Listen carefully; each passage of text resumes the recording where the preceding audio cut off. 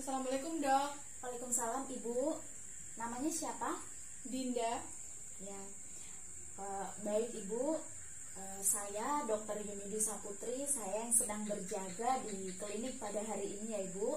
Di sini kita akan melakukan penentuan status gizi dan menghitung kebutuhan energi Ibu. Nah, sebelumnya maka kita harus mengetahui dulu tinggi badan Ibu, berat badan Ibu, maupun lingkar pinggang. Jadi kita nanti akan melakukan pengukuran dulu ya Bu. Tenang saja, semua hasilnya ini akan kami rahasiakan sesuai dengan kode etik kedokteran. Apakah Ibu bersedia? Ya, bersedia dok. Ya, baik. Jadi sekarang Ibu melakukan pemeriksaan dulu ya. Silahkan Ibu. Ya dok. Baik, untuk tinggi badannya 152, untuk berat badannya 55 ya Ibu, maupun lingkar pinggangnya. Nah, untuk lingkar pinggangnya 85 ya Ibu. Baik, pengukurannya telah selesai. Selanjutnya kami akan menentukan status gizi Ibu dan juga menghitung dari kebutuhan energi Ibu. Ya. Baiklah, sekarang kita menentukan status gizi berdasarkan indeks massa tubuh dan perhitungan kebutuhan energi pada pasien. Nah, ini untuk alat-alatnya menggunakan timbangan berat badan, mikrotois atau statometer, pita ukur, kalkulator, dan daftar satuan penukar bahan makanan. Nah, adapun untuk datanya yaitu seorang perempuan berusia 20 tahun, berat badannya 58 kg dan tinggi badannya 152 cm. Adalah seorang mahasiswi di Universitas Muhammadiyah Jakarta. Bagaimanakah pola makan yang dianjurkan untuknya untuk tingkat aktivitasnya yaitu ringan? Nah, yang pertama kita akan menghitung IMT dan nilai status gizi pasien. Untuk menghitung IMT-nya yaitu berat badan dibagi tinggi badan dalam satuan meter kuadrat. Berat badannya 58 kg dibagi 152 meter kuadrat, maka didapatkan hasil 25,1038. Dan berdasarkan kriteria Asia Pasifik, nilai 25 itu termasuk dalam obesitas tingkat 1 dengan resiko komorbid yang berat. Nah, selanjutnya untuk langkah kedua, jika hasil dari IMT-nya tadi pasien obesitas, maka kita harus menghitung berat badan idealnya karena kita akan menggunakan berat badan ideal. Jika pasien tidak obesitas, maka itu bisa menggunakan berat badan aktual. Nah, untuk berat badan idealnya yaitu rumusnya tinggi badan dikurang 100 dikurang 10% dikali tinggi badan dikurang 100 dikali 1 kg. Nah, untuk tinggi badannya 152 dikurang 100 dikurang 10% dikurang 152 dikurang 100 dikali 1 kg. Maka didapatkan hasil berat badan idealnya yaitu 46,8 kg. Nah, karena pasien termasuk obesitas, maka berat badannya kita menggunakan berat badan ideal. Di langkah 3 ini kita menghitung KEB-nya dalam 24 jam menggunakan rumus Harris Benedict, di mana rumusnya yaitu jika perempuan 655,1 ditambah 9,6 dikali berat badannya 46,8 ditambah 1,9 dikali tinggi badannya 152 dikurang 4,7 dikali usianya 20, maka didapatkan hasil 1299,18 kilokalori. Nah, selanjutnya untuk langkah 4 menghitung kebutuhan energi totalnya. Ini dengan mengalihkan faktor aktivitasnya. Jadi hasil KEB dikali faktor aktivitas.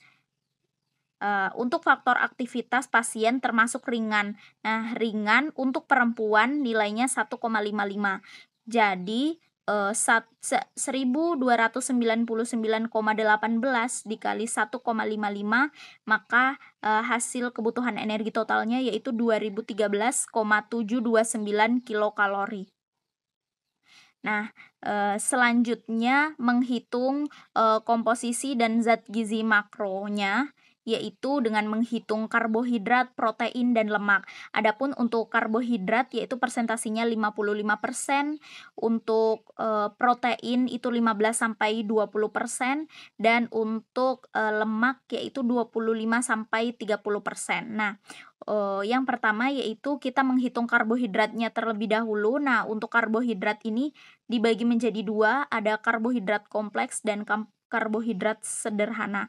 Nah, untuk karbohidrat sederhananya ini persentasinya 10%, jadi 10% dikali dengan KET-nya 2013,729, hasilnya 201,3729 kilokalori. Dikonversi ke gram, di mana 1 gramnya itu senilai 4 kilokalori, jadi dibagi 4 maka hasilnya 50,3432.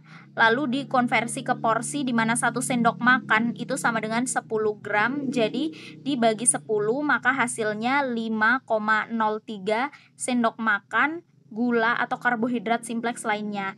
Nah, untuk karbohidrat kompleksnya menggunakan persentase 45%, dikali dengan KET-nya 2013,729 maka hasilnya 906,1781 kilokalori. Lalu dikonversi ke gram, dibagi 4 hasilnya 226,5445. Lalu konversi karbohidratnya ke dalam bentuk porsi, di mana satu satuan bahan makanan penukar golongan karbohidrat itu mengandung 40 gram karbohidrat dan 4 gram protein. Nah, jumlah porsi karbohidratnya yaitu 226,5445 gram dibagi 40 hasilnya 5,66 porsi bahan makanan sumber karbohidrat kompleks. Nah, dalam 5,66 porsi bahan makanan sumber karbohidrat mengandung protein sebanyak 5,66 dikali dengan 4 gram maka hasilnya 22,64 gram protein.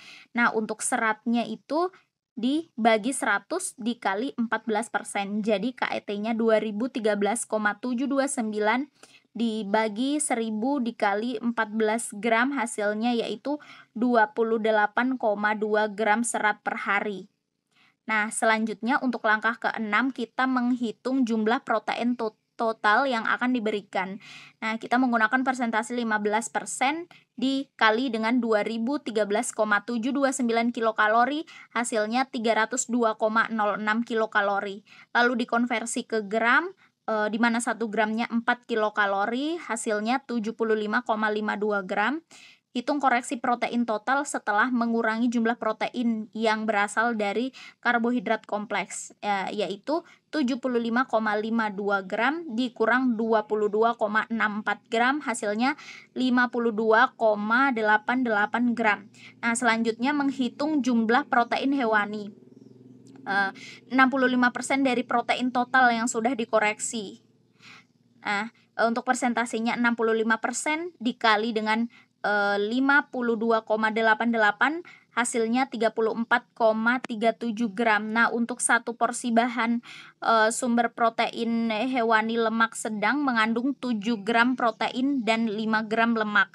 Jadi dibagi 7 hasilnya 4,91 porsi protein hewani. Nah, jumlah lemak yang berasal dari protein hewani maka 4,91 dikali dengan 5 gram, maka hasilnya 24,6 gram. Nah, selanjutnya ada hitung protein nabati, ini menggunakan 35% dari protein total yang sudah dikoreksi. Nah, 35% ini dikali dengan 52,88 hasilnya 18,51 gram. Nah, satu porsi bahan makanan sumber protein nabati itu mengandung 5 gram protein dan 3 gram lemak. Maka dibagi 5 hasilnya 3,70 porsi protein nabati. Nah, untuk jumlah lemak dalam protein nabatinya 3 dikali 3,70 sama dengan 11,1 gram. Nah, untuk total lemak dari protein maka 24,6 ditambah 11,1 hasilnya 35,7 gram.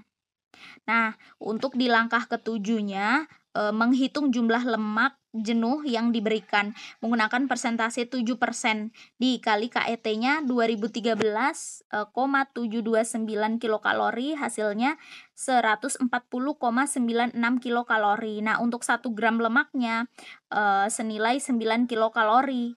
Maka dibagi 9 hasilnya yaitu 15,66 gram.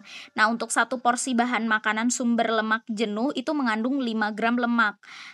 Dibagi lagi 5 menjadi 3,13 porsi lemak jenuh. Nah, selanjutnya ada menghitung jumlah lemak tak jenuh yang diberikan dengan persentase 23% dikali KET 2013,729 kilokalori, hasilnya 463,16 kilokalori. Nah, untuk 1 gram lemaknya ini senilai 9 kilokalori. Dibagi 9 maka hasilnya 51,46 gram. Nah, lalu jumlah hitung lemak tak jenuh koreksi dengan mengurangi lemak yang berasal dari protein, yaitu 51,46 dikurang 35,7 hasilnya 15,76 gram. Nah, untuk satu porsi bahan makanan sumber lemak tak jenuh itu mengandung 5 gram lemak. Jadi dibagi 5 hasilnya 3,15 porsi lemak tak jenuh. Nah, baik Ibu, kita tadi telah menentukan status gizi dan juga melakukan perhitungan kebutuhan energi dari Ibu. Semoga semua hasilnya ini bisa menjadi acuan buat Ibu dalam memperbaiki status gizi Ibu. Semoga selalu dalam keadaan sehat ya, dan jangan lupa selalu berdoa kepada Allah untuk selalu diberikan kesehatan. Terima kasih banyak Bu atas kerjasamanya. Assalamualaikum. Waalaikumsalam, Dok.